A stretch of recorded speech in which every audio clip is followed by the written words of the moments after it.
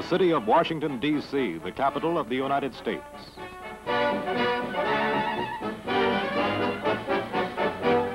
At its airport, a colorful crowd awaits to do honors to an important visitor from a faraway land, His Royal Highness Sardar Mohammad Dawood, Prime Minister of Afghanistan. Vice President Richard M. Nixon and Secretary of State John Foster Dulles, at the head of a delegation of government officials and members of the diplomatic corps, welcome the distinguished statesman on behalf of the American people.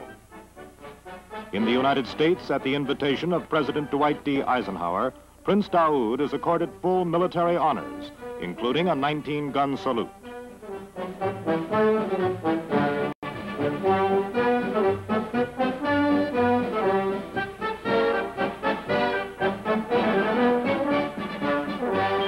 After the review of the Guard of Honor, Mr. Nixon makes a welcoming address.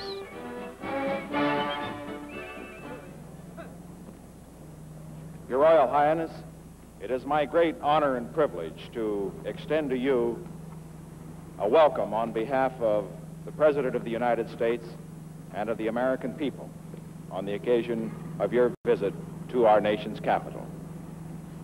May I say that this is particularly a personal pleasure for me, because I recall 5 years ago meeting you in your own country and the very gracious welcome that we received on that occasion. I came back with many impressions of Afghanistan, a land of superb and rugged beauty. But the major impression that I had was with regard to the spirit of your people, a spirit which through the centuries has meant that Afghanistan has been unconquered and unconquerable.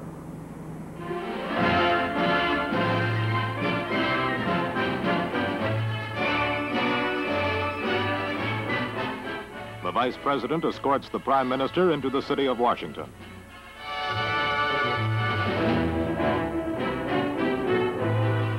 En route, the party glimpses the Abraham Lincoln Memorial to the 16th President of the United States.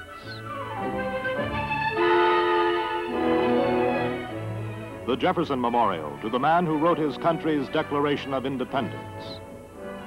The George Washington Monument, immortalizing the nation's first president.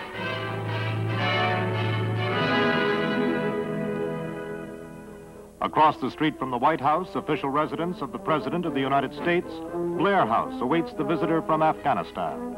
The list of recent notables sheltered here is long and includes King Ibn Saud of Saudi Arabia, Prime Minister Nehru of India, President Garcia of the Philippines, and President Bayar of Turkey. Blair House flies the flag of Afghanistan for Prince Dawood's 3-day stay.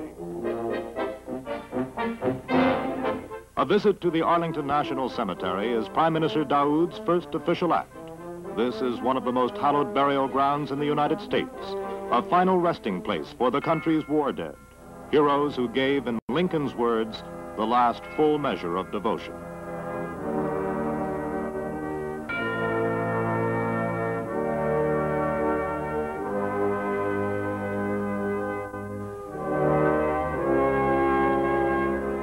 It is also the site of the Tomb of the Unknowns, a shrine to which Prince Dawood brings a floral wreath from the people of Afghanistan.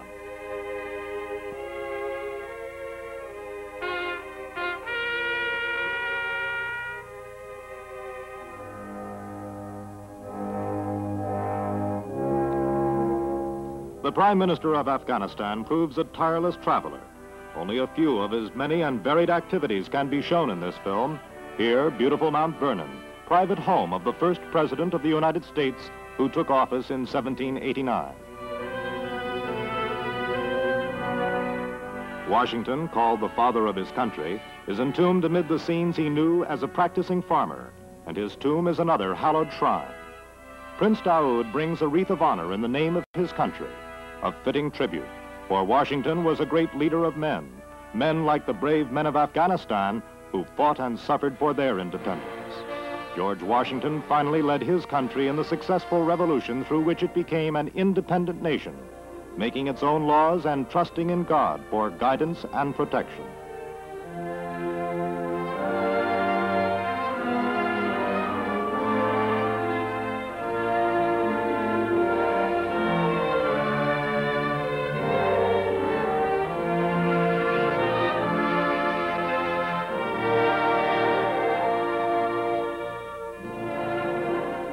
An appointment to address the House of Representatives sets the Afghan prince on the road to the Capitol building, the home of the elected lawmakers representing all the 48 states and all the people of the United States. It is an historic occasion. He receives a standing ovation all the way to the rostrum from which he addresses the Congress.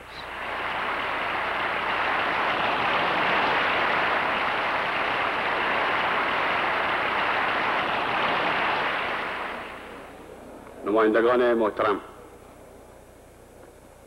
از یافتن این موقع نیک که خیشتن را در معاصر نمایندگان محترم کشور دوست تزونی می‌یابم. From this national platform, Prime Minister Dawood's words are carried beyond this room to the nation.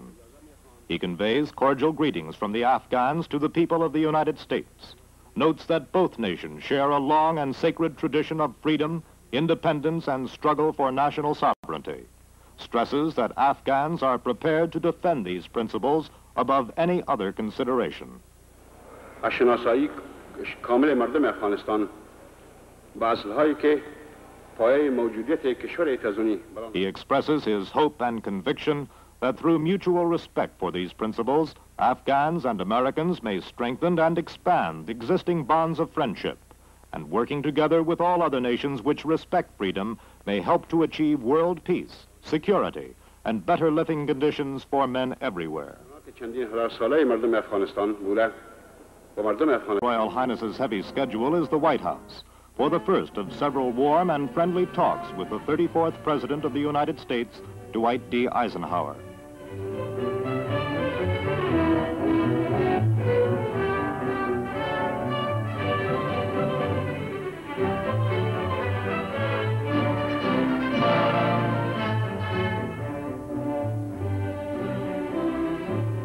With Prince Dawood on his call on the American chief executive is his country's ambassador to the United States, His Excellency Mohammad Hashim Mawandwal. The meeting results in a joint statement in which the Prime Minister and the President agree that the cooperation already existing in various projects between the two countries will be continued, improved, and expanded as circumstances permit. Secretary of State Dulles escorts the Prime Minister to the State Department for the signing of an Afghanistan-United States Cultural Agreement, a pact designed to encourage mutual understanding of the intellectual, artistic, scientific, and social lives of the peoples of the two countries. Also to facilitate the interchange between the United States and Afghanistan of prominent citizens, specialists, teachers, students, and other qualified individuals from all walks of life.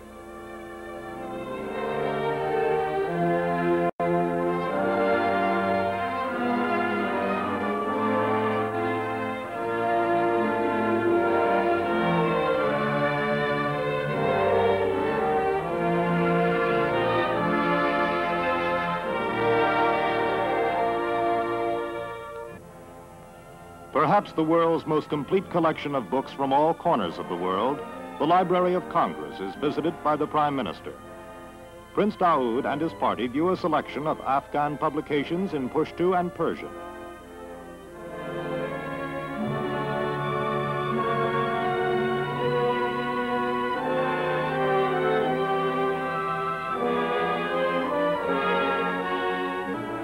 At the National Press Club, newsmen gather to hear and to question Prince Dawood. These men will report his words to the world.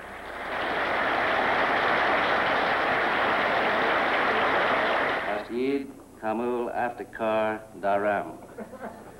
Wa Dusti Yi Bishtar Wa Mustakami Afghan Hawa Amrikahea Ra Me Kaiham. Gentlemen, the Prime Minister of Afghanistan, His Royal Highness Sardar Mohammad Dawood.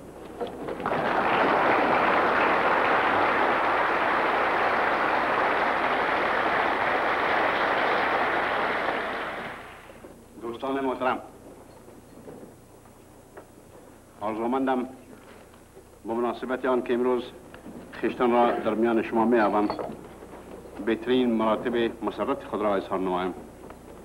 یافتن فرصت برای ملاقات با اعضای مؤسسه‌ای که مساعیشان به پیمانه ملی و بین المللی To this audience, the Prime Minister elaborates the themes he has already stated in the House of Representatives.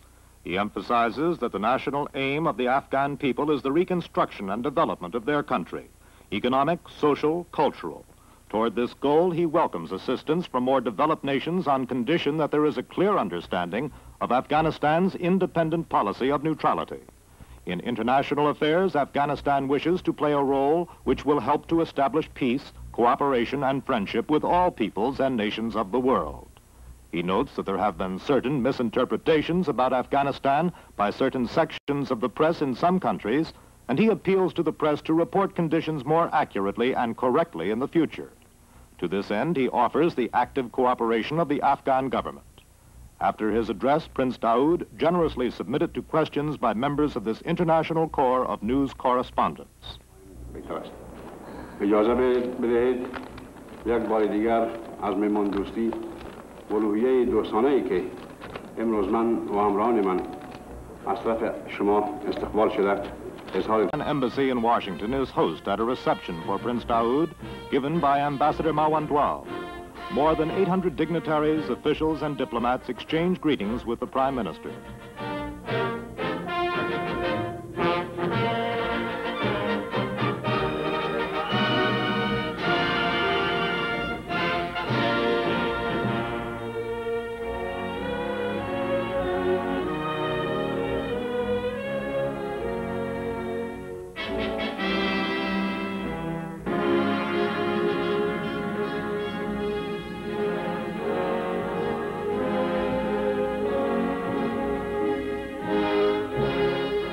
Three crowded days in the national capital over, His Royal Highness is bid adieu at the airport by Vice President Nixon.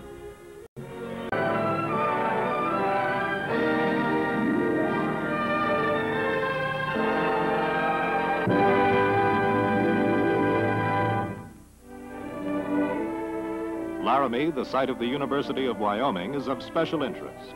The university is training a number of Afghan students who are on hand to welcome their Prime Minister.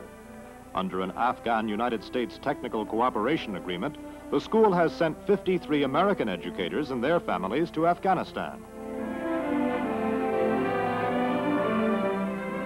Showing Prince Dawood through the university is its president, Dr. G.D. Humphrey, who tells the prince how he has improved American crops by means of plants introduced from Afghanistan.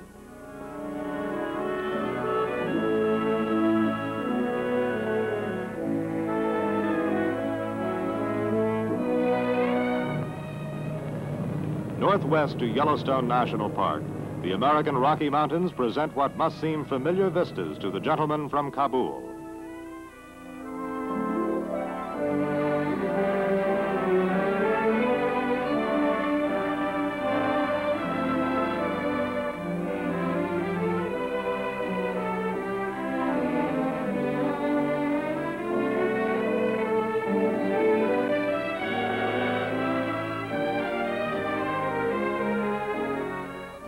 (3,472 square miles of natural wonder. In New York, His Royal Highness concludes his official visit with a final busy round of activities.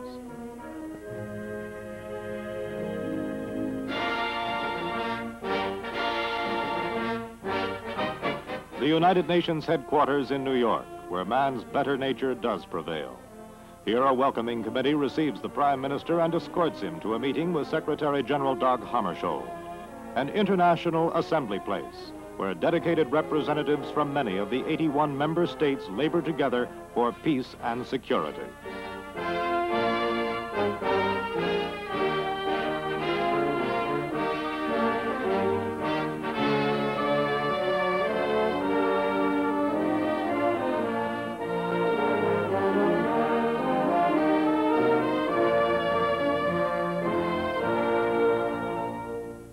A reception in Prime Minister Dawood's honor is given by Afghanistan's permanent representative to the United Nations, Pajwak, and the Afghan Council in New York, Zayai, attended by many envoys to the World Organization and other notables.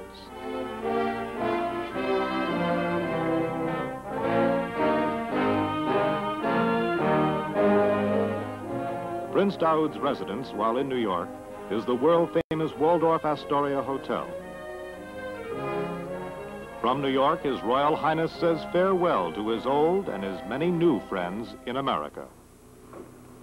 در این موقعی که مسافرت حسنیت ما در امریکا به پایان رسیده و به سوی وطن برمیگردیم، میخواهم تشکرات قلبی خود را به حکومت و مردم امریکا تقدیم کنم.